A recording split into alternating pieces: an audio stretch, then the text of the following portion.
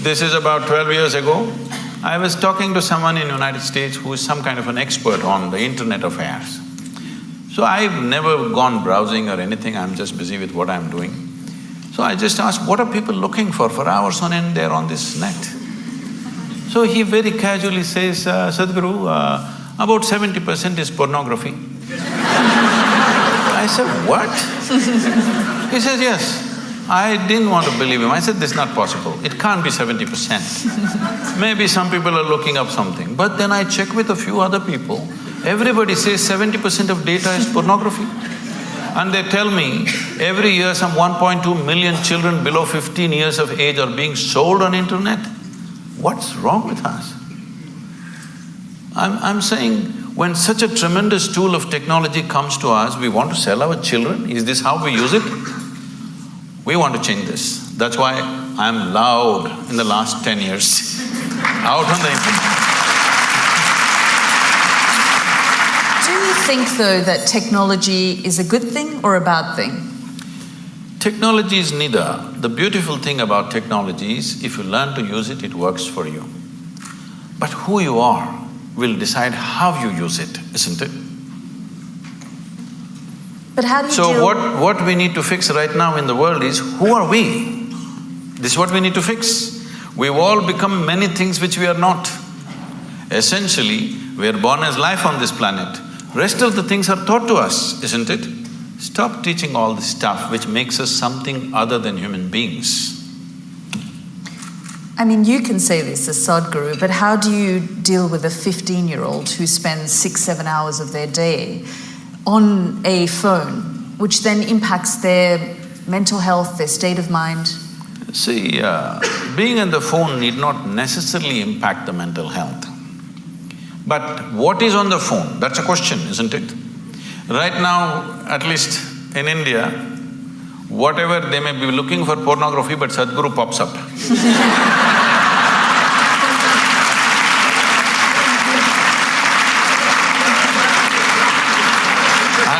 I'm telling you, I'm saying this with a certain glee because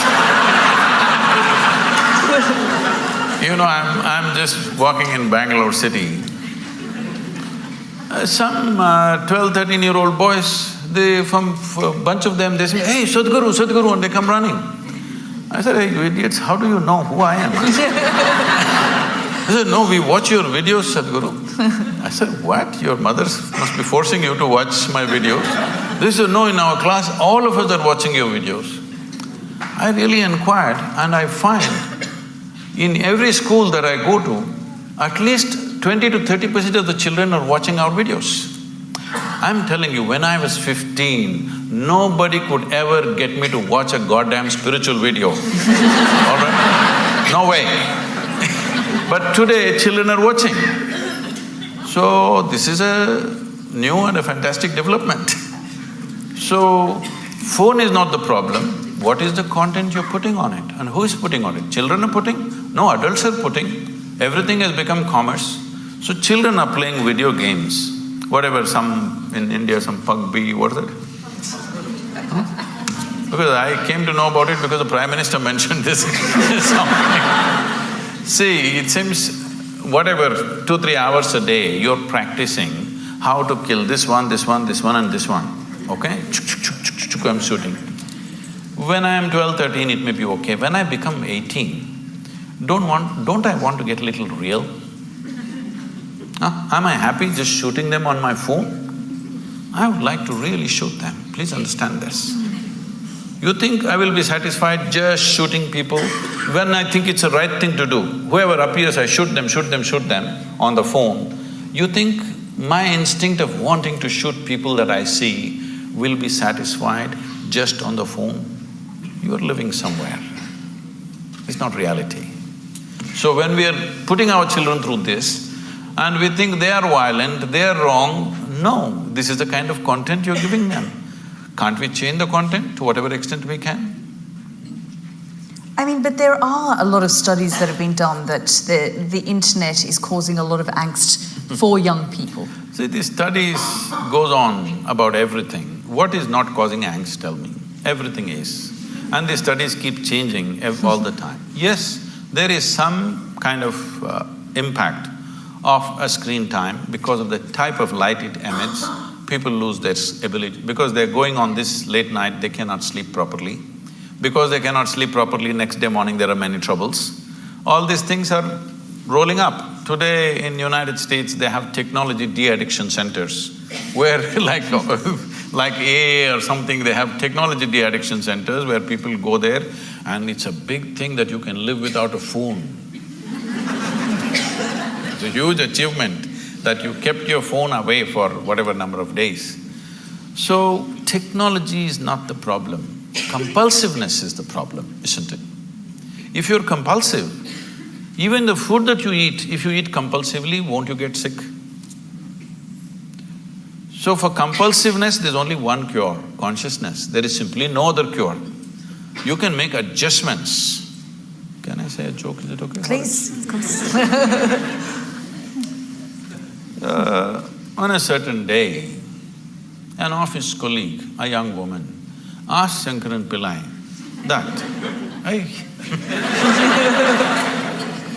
that if she could get a lift in his car. So, he took her in the car and he was driving. When it got a little lonely part of the road, he pulled the car aside and he suddenly became like an octopus. That is, his limbs were all over her. She pushed him away and said, "You fool, what are you trying to do? I thought you were a decent fellow and I came with you." He said, "I'm sorry, I quit smoking."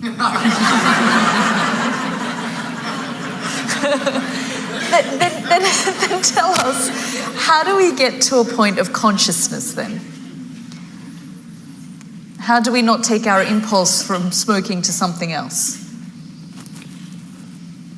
See, we are misunderstanding consciousness as just mental alertness. Mental alertness will help you to survive better.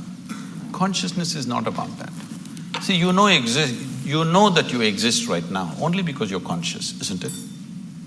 You are conscious right now. That's why you know that you're here. Suppose you fell asleep. You don't know that you exist, isn't it? You don't know the world exists, nor do you know that you exist, simply because you're somewhat unconscious. Does it mean to say you're completely unconscious? No, you're still conscious when you're sleeping, but not conscious enough to notice the presence of many things. So consciousness is not whether it is present or absent, it is always there. The question is only the intensity and the volume of it. If we have to use an analogy, right now see, the lights are focused on us, so both of us are clearly seen. There are people hiding in darkness. Suppose you dim the light further, all these people will disappear, only two of us will be there. If you increase the voltage, suddenly they will all appear. They were always here. They were here all the time. Because the lights were dimmed, I could only see you and nobody else. If the lights were up, then you could see. This is all consciousness sees. Everybody is conscious. Question is how conscious.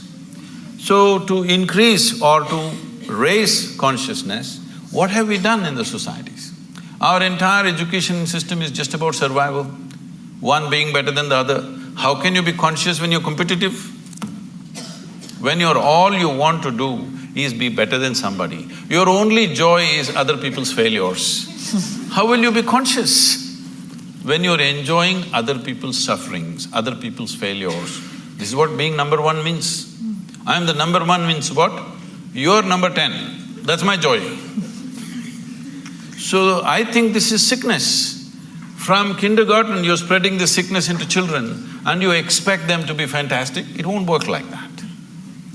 So do we need to change our systems? Oh, definitely.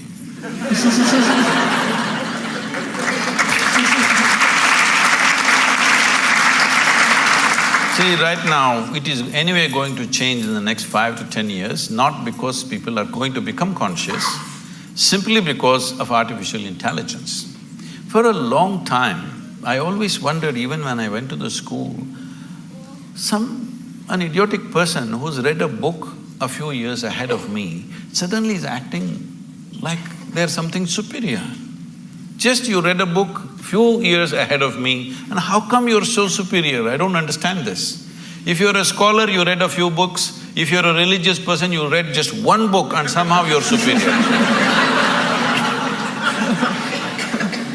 How come just by reading one book ahead of me, you become a superior life? All this is going to be demolished in the next 5–10 years' time. My phone will be able to do 10 PhDs a day. It has enough memory to do that. So all scholars, religious people, people who just keep on vomiting their stuff that they've read elsewhere, this will be nothing. This will be nothing. So, see, there was a time, I remember this very well, in Mumbai port, when the first gantry was installed to load and unload the ships, about 35–40 years ago maybe. All the labor protested, they went on strikes. Then I was in I'm interested in this thing, so I was visiting some ports recently. I was inquiring what was the size of the vessels then, what is the size of the vessel now, how much time does it take to load, unload. At that time, the biggest vessels were about 30,000 tons or 35,000 tons, in that range. Today, most of the vessels are over 100,000 tons, some of them are 250,000 tons. But at that time, they were taking 26 to 28 days to unload one ship. Today, they unload a ship in less than 24 hours and they're unloading 12–15 ships at the same time. That is, in one day, 12–15 ships are unloaded. Why? Because from man's muscle, we move to machine. Right now, all the professors, scholars, all of them are crying, what will happen to our jobs? It's the same situation. What you could do with your intellect, a machine is coming which can do better. My first brush with artificial intelligence, as I saw it, was when I was 13 years of age. Today's children, everybody is on the iPads and screens all the time. When I was 13, for the first time, I saw a flatbed calculator. So somebody brought it to school, I had never seen anything like that. They said multiplication, tuk, tuk, tuk, tuk, tuk, tuk, tuk, tuk, tuk. Just came. Immediately I felt offended because if it can be done like this, why the hell are they torturing me in the arithmetic class?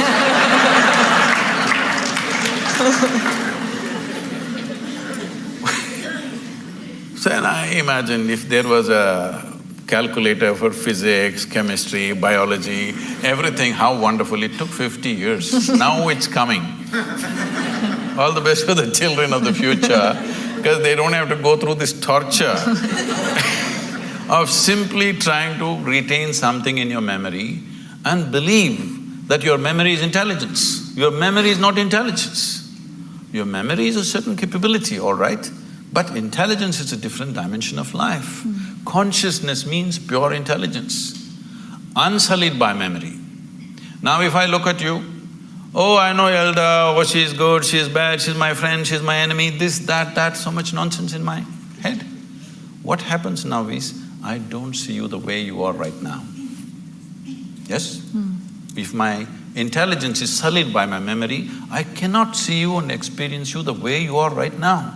If I don't see you right now the way you are, I cannot see this flower the way it is right now, I cannot see the sunrise, I cannot see the sunset. For everything I have a stupid meaning in my head. There is no meaning in the phenomena of life. There is no meaning to sunrise, there's no meaning to a flower, there's no meaning to a cloud, there's no meaning to anything. It's just that it's fantastic, that's all. Meaning exists only in the psychological framework of the human being, and these meanings are simply because we are constantly dipping into our memory. In traditional terms in India, when we see people living out of their memory, we say, ayyo karma. That means past memory is ruling them. They will never experience life. They will just recycle the same stuff. Is it possible to shed or leave behind memory? I'm sorry? Is it possible to shed or leave behind your memory? See, you don't because have to it's shed part of your memory. identity. No. If you shed your memory, you will again walk into the same pits that you walked in the past. Memory is not to be shed. It needs to be carried a little loose, that it is not sticking to you all the time. See, your entire body right now is just memory. There is evolutionary memory, there is genetic memory, there is karmic memory, there is conscious, unconscious levels of memory, articulate and inarticulate levels of memory. In yoga we identify your existence has 8 dimensions of memory. This whole thing is memory, isn't it? See, you may not remember how 10 generations ago your great-grandmother looked like, but her nose is sitting on your face. Body remembers, isn't it? 100%. It doesn't matter where you go, what you do in your life, this body retains every bit of that memory, isn't it? So, this existence is memory, but do you want to use this body and this bank of memory that you have in your mind as a platform upon which you sit, or do you want to carry this on your head? This is the difference. Being conscious means you sit on this platform. Being unconscious means you carry it on your head, the burden of it. You mentioned artificial intelligence. Are you worried about the future? No, this is the best time for me.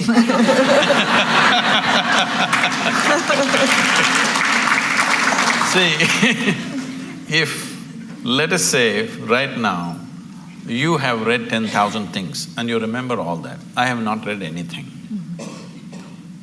So, the value that you have is only the memory you have. But now I have a little gadget which knows 1,000,000 times more than you know. So now what is the value for you and me? What kind of a human being I am is the only value, isn't it? What nonsense you carry in your head is of no value. So this is a great time for me. This is great time for humanity, because now you being a human being will become more important than what nonsense you carry in your head. I'm sorry, this is head talk. So are you saying then that we are living in the best time in history? Definitely. Is there any question? Never before human survival was as well organized as it is today. If you had to start your morning, you had to take a bucket and go to River Thames, which is a mile away, and carry this bucket full of water. Tell me in this room, how many people are even fit enough to carry a bucket full of water for a mile? Now we're complaining because the warm water is not coming. There are two knobs you have to turn for warm and cold water. You want a single knob, so people are freaking in the morning. 2 knobs have to handle. So, survival is better organized than ever before. When our concern was survival, we couldn't pay attention to other dimensions of life. See, once you come as a human being, if you had come as any other creature, stomach full, life settled. Once you come as a human being, stomach empty, only one problem, stomach full, 100 problems.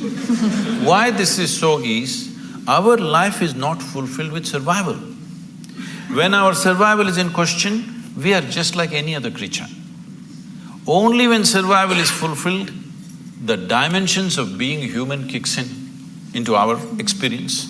When you're thinking of where is my next meal, we don't expect you to be very human. You lose it in many ways.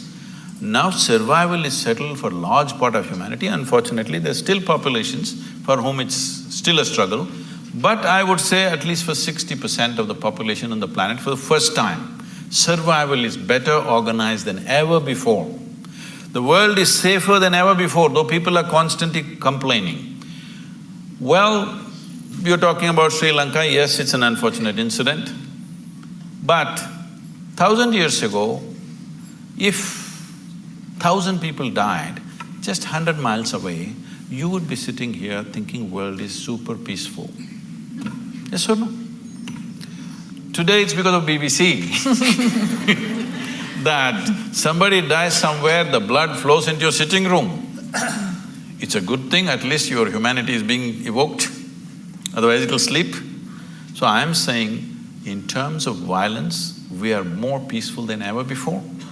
Our survival is organized better than ever before, and above all, our ability to communicate is better than ever before. These are not small things. Now the question is, what are we going to communicate? Are we going to abuse each other? Are we going to throw dirty things at each other? Or are we going to do something that will transform us as a generation, because this is our time on the planet? Are we going to make this the greatest time in the world ever? Or are we going to let this pass? That's all we have on our hands. What else do we have? That's all we have. All we have is a little bit of time, isn't it? Hello? All we have is a little bit of time. But most people think they're immortal. That's why they don't do anything. Because they think only other people die. They don't understand you and me will die. When we are born, we are geared to die. So it's only a question of time. Time is ticking away right now. As you sit here, from the time we came and sat here, we're 20 minutes closer to our graves, all of us. Yes, if you're conscious, if you think about death once in a way, it'll become a morbid thought. But if you're conscious that you're mortal, you would organize your time in the most productive possible way, isn't it? Are you worried about global leadership though? I mean, you say we're living in the best time it's the best time for us in terms of survival and technology, but if we look at the global phenomenons at the moment, I mean, even if we look at what's happening in this country with Brexit and identity politics and people feeling like they need to belong to a certain type of thinking or group on either side of the spectrum, is that not dividing us more and more? See, I think this reaction is happening not just here, in many places across the world. I've been talking to media and others saying, don't push the pendulum too much on one side, it'll inevitably swing the other way around. So people have been pushing it too much on one side about politically being correct, saying the right word, not the right thing. The right word you must use. If I say mankind, women will react.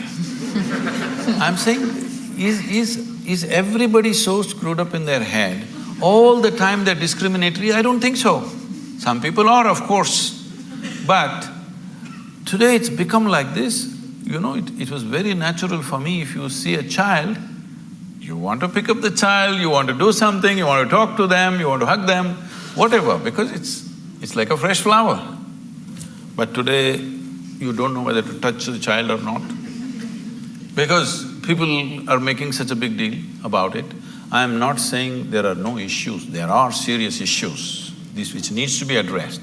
But at the same time, when we push it to a paranoia level, instead of taking necessary steps, we make it a paranoia among people, then the other swing is inevitably going to come. Now somebody is saying, don't worry about all this ecological nonsense, nothing is going to happen, everything is fine, let's do everything as it is because this is all rubbish. Because you pushed it too much. This is very important to understand, people who are concerned in this world. If you are a concerned human being, it's very important, whatever you think is right, you must not push it too much. If you push it too much, the reverse pendulum will anyway happen, you're seeing that right now. Talking about Brexit, is it okay? Because I think you already made up your mind, so… See, could you sell this idea to anybody in 1945? 1945, could you sell this idea that Germans, French, Italians, Spanish, English all come together as a union? Could you even think, I'm asking, after World War II? So in 50 years' time, when such a thing happens, it's not just an economic arrangement, it's a huge step in human consciousness, that with people that you fought so bitterly, bitterly means it can't be any worse. Human beings can't find any worse than that. After that, within 50 years, when the generation is still alive, many members of that generation are still alive, you thought of coming together, it's not a small thing. It's not just economic arrangement, it's not just euro versus your pound or whatever. It is a tremendous step for humanity. But now you want to go back on it? It's done. On that note…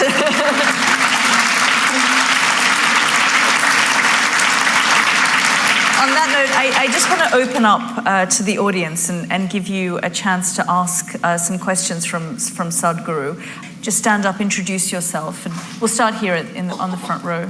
I'm Meenakshi and I work in technology, Sadhguru. So thrilled and privileged to be here, feeling blessed. Thank you.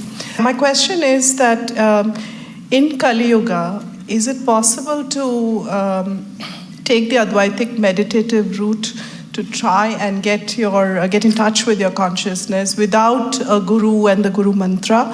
Or should one pursue Namasmaran and Bhakti Marg as the way one tries everything but is flapping in the wind?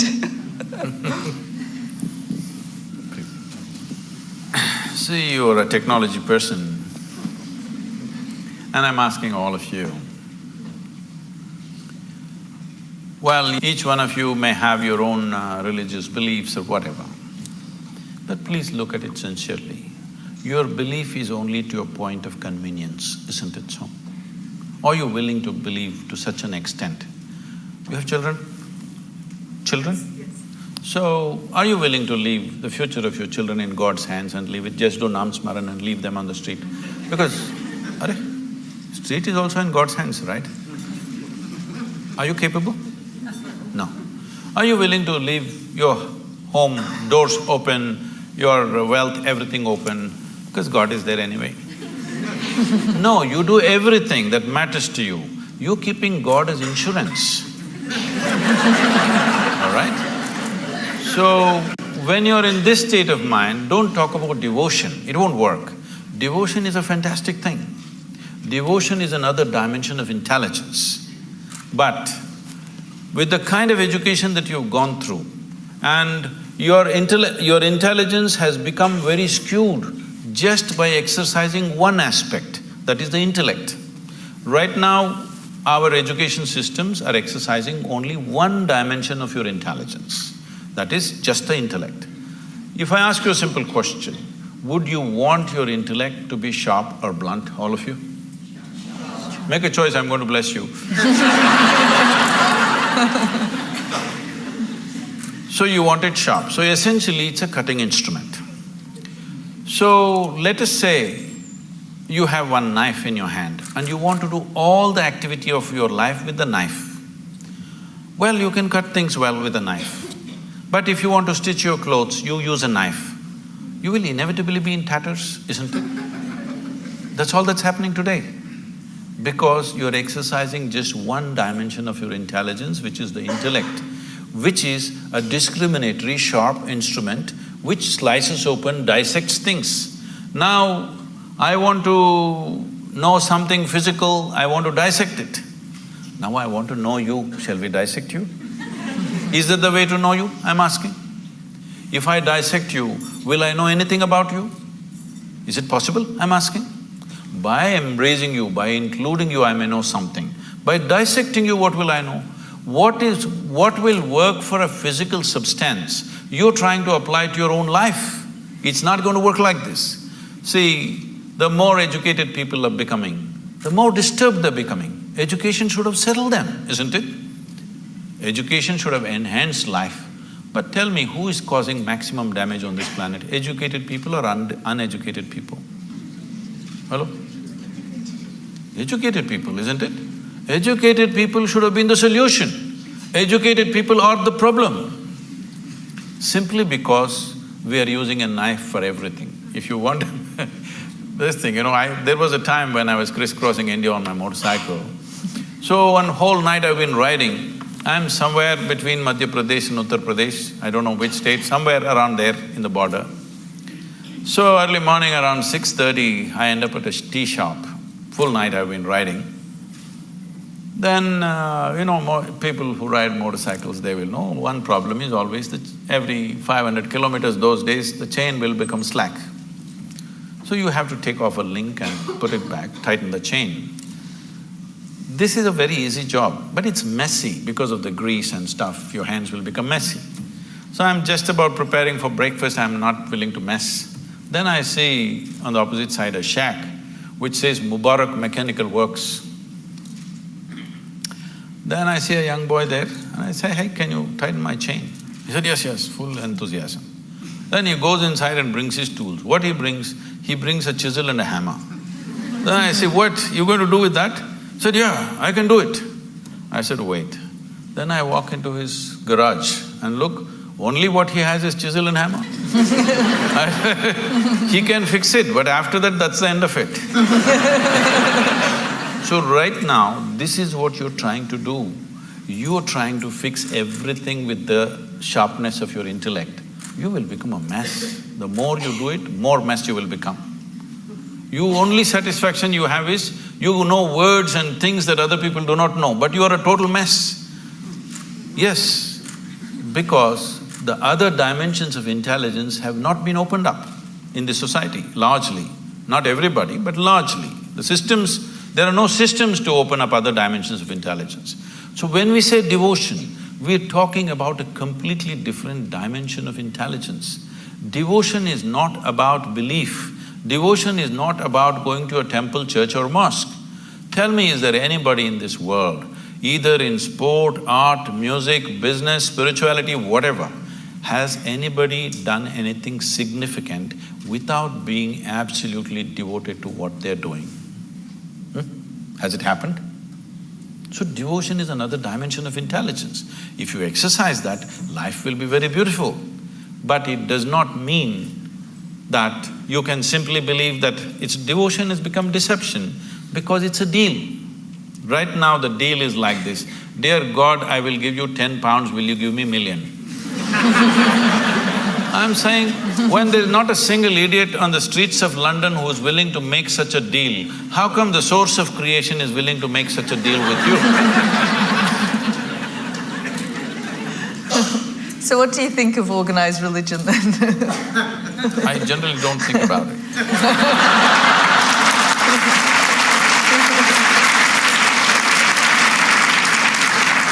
It is not that it has no use.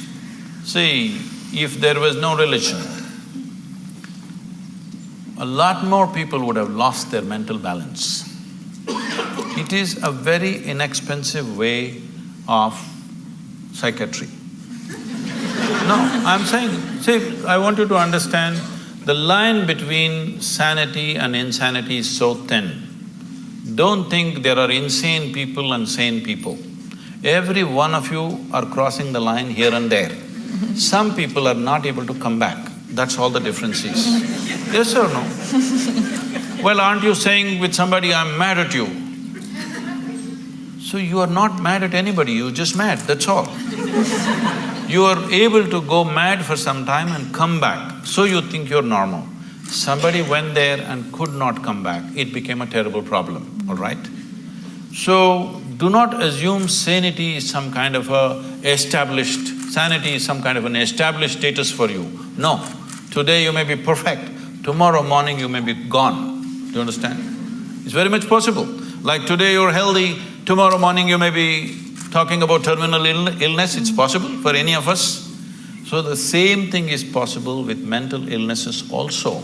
It is not to be taken lightly, but I'm talking about not exercising different dimensions of intelligence in a human being. Making an education system which is all like a factory extruder, everybody has to come of the same shape and form. This is causing enormous distress in human societies. Yes. It's very nice to be with you, Sadhguru. I wanted to know about Adiyogi because I've learned and I studied some yoga for years and I never heard about Adiyogi except from you. Oh, you thought Madonna invented yoga, is it?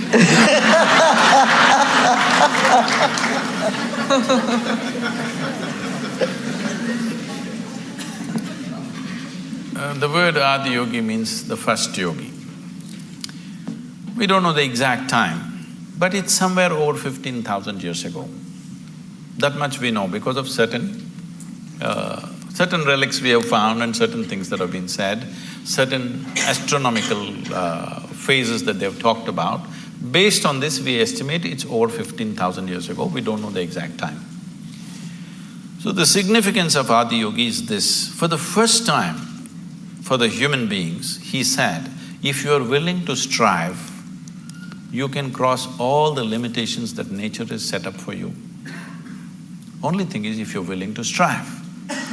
And above all, the most important thing of this is, he's the first one. I don't want to take the credit away from the English people.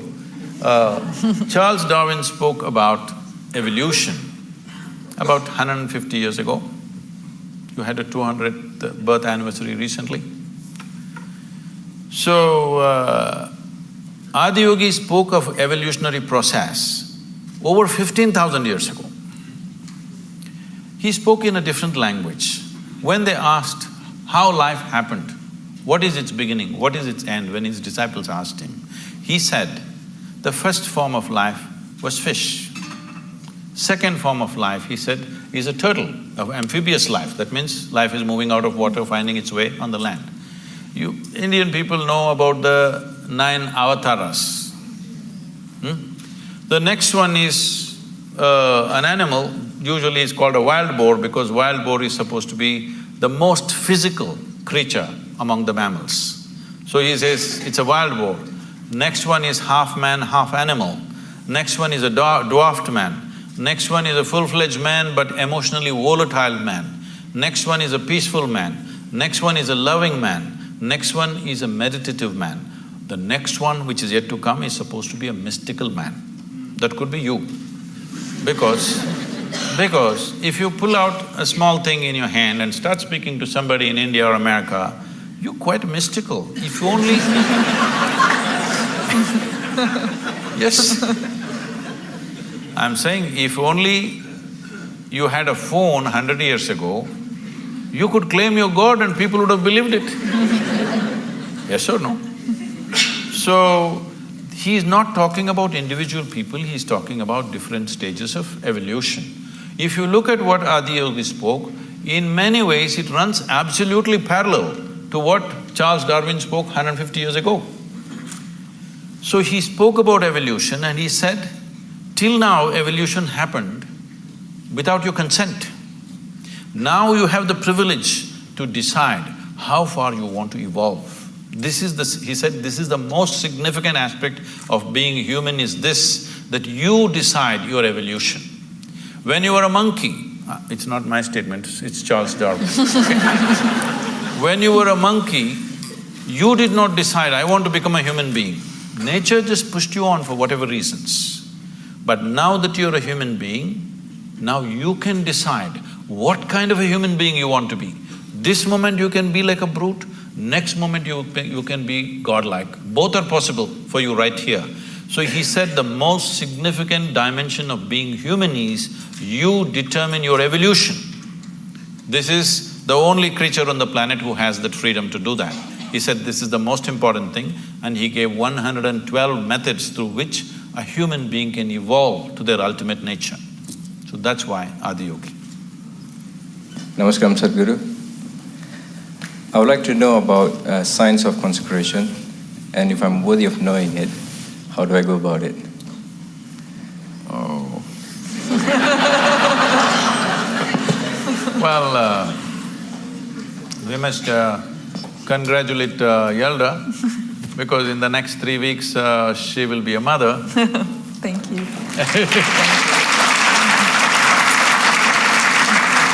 This is terrible gender discrimination because only women are ever allowed this privilege.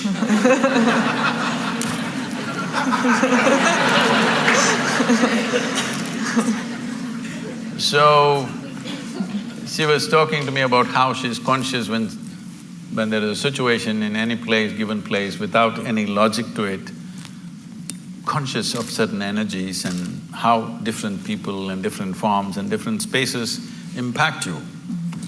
So the science of consecration is just this. The best material to consecrate is a human being. Because of all the physical forms on this planet, this is the most evolved physical form. The easiest thing to consecrate is a human being. But the problem with the human being is, every few minutes they'll make a U-turn.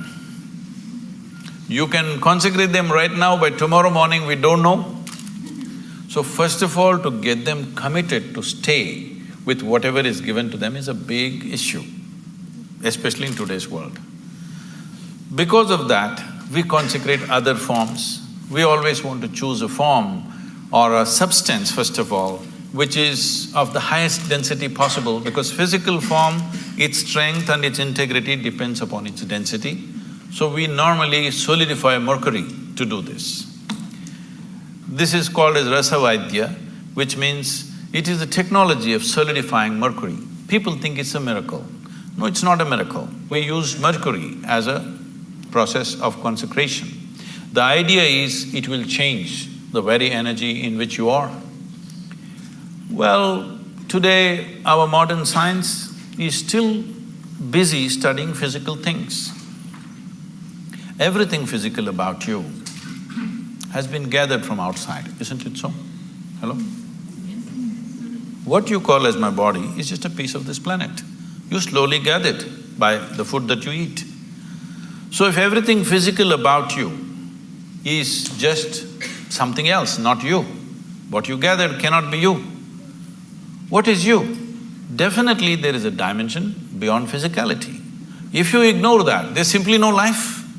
But right now, still the logic, the human logic which thinks it is scientific is still at this level of logic that except what I can measure on the instrument does not exist. So actually all of you do not exist because you cannot be measured. This happened to me. I don't subject myself to these indignities anymore. Way back, because of some obligation, I was in some institute, they said, we want to measure your gamma waves. I didn't know I had gamma waves. They said, no, there are gamma waves in your brain, we will measure it. So they put 14 electrodes into my body and they said, meditate. I said, I don't know how to meditate. They said, you teach everybody meditation. Yes, I do, because they don't know how to sit still. If you want, I will sit still. But this is the whole problem. Their problem is they want what kind of meditation? They want a name and the process and they want to measure the result. So I am not going to give them that pleasure. I said, if you want, I'll sit still. So I simply sat. After about 20 minutes, with some metallic object, they're hitting that funny place in your elbow, where it hurts most. Then I thought it's part of their experiment and I sat there. Then they're hitting my ankle, my knee. It became quite consistent and painful. Then I opened my eyes and said, am I doing something wrong? Why am I being beaten? They said, no, according to our instruments, you are dead. I said, this is a great diagnosis you have. But then they thought through and they said, no, it looks like your brain is dead. I said, I will stay with the first opinion. I am dead like this is okay with me. Brain dead if you give me a certificate. That's not going to be good. Why I am saying this is, the essential life that you are, you think you are going to measure it in some instrument? Only physical processes will measure, isn't it? And you know, everything physical about you is from outside. It's not yours. It's not yours, it's just a piece of the planet. So, you can't be measured, so you don't exist. What a great conclusion are you making? So what is consecration? Is a dimension of energy which is not physical in nature, but it's life, concentrated life, let's say. Consecration is a way of creating a very concentrated life process. If you walk in, it's like that. So, in certain cultures, particularly in India, every street we consecrated at one time. But people slowly misunderstood, thinking these are temples for worship, whatever, it all went into all kinds of things. But still there are fantastic spaces of consecration in that culture, you must come and experience this. These days they're measuring some bio stuff and all, they're saying some fantastic things happening, I don't know what their meters are. But I know this, Yalda is saying she knows this, if you walk into a space, you know how alive or dead that space is. So is it measurable by something? No. Only life knows life. When life meets life, it knows. When life meets death, it knows. Is there some instrument to measure this? No, because all your instruments can only measure physical processes. So consecration is that concentrated life process. No human being should live in unconsecrated spaces.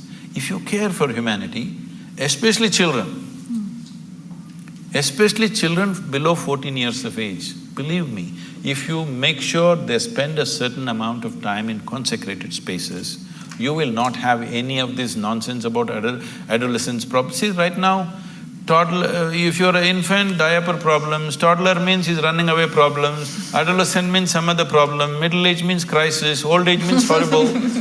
When are you going to live, I'm asking? You're looking at life process as a problem. It's not a problem. You're making it a problem because you're trying to fit life into your intellect. No, your intellect fits into this life perfectly well. If you try to fit this life into this intellect, it's not going to work. So consecration is a dimension and a science and a technology with which you concentrate life in such a way, if you walk in, your whole energy system bursts forth. You will see we have created spaces like this. If people just walk in, sheer intensity, simply tears start flowing.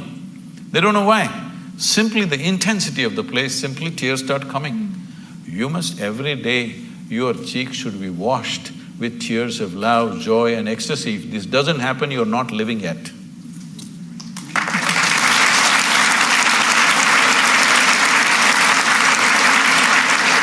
Sadhguru, we've just got a few more minutes left, but I wondered, I mean, it was such a beautiful thought that you've just left us with, but I wondered if there was some final thought or a mantra or something that you can leave our audience with before they go home.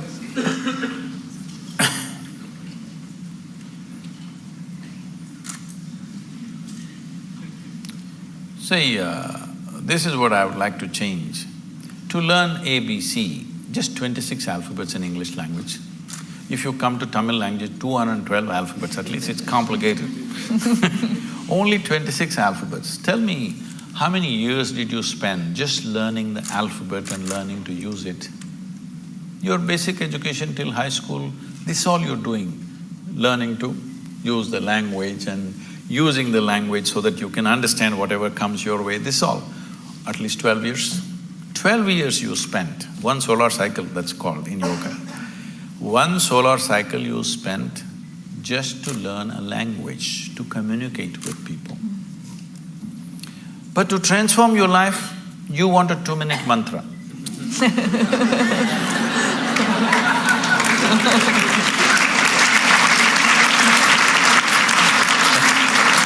That is what Shiva is trying to say, because certain people told you that if you just utter this so many syllables, everything will be transformed. I'm not saying it is not possible. It is possible because sound has that power to transform if you use the sound right. But what level of preparation are you is the question. If you throw such a small seed somewhere, it'll become a huge tree. But only if the soil is fertile, isn't it? If you put it here on this platform, will it grow? So, what have we done to ourselves? What is the level of preparedness we have? This is the issue. All of you, I could just initiate you into a powerful meditation process just like that in 2 minutes, if only certain level of preparedness was there. But to do this, a few minutes of initiation, normally in our basic program we spend 30 to 32 hours of preparation because everybody has invested in all kinds of identities. People keep asking me, Sadhguru, what is the secret? How did you become like this? I told them, this is all I did. Never identified myself with anything. The moment your intelligence gets identified with something, you must understand this, the nature of the intellect is such, suppose you identify that you are a woman.